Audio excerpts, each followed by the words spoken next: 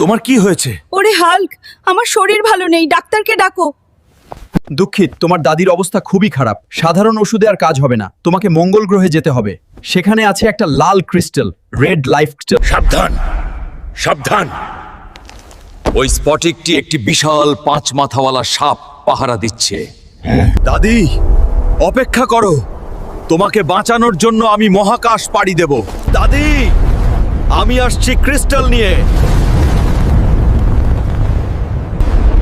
এটা মঙ্গল? খুব ভয়ঙ্কর লাগছে, কিন্তু আমাকে এগোতেই হবে। এই ক্রিস্টাল কেউ নিয়ে যেতে পারে না। আমি আমার দাদিকে বাঁচাতে এসেছি। আমাকে এই ক্রিস্টাল দরকার।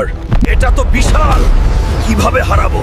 ঠিক আছে সি, ট্রাই করতে তো পারি। এই স্ফটিক শক্তির উৎস। দ্রুত ক্রিস্টালটা দাও, সময় খুব কম।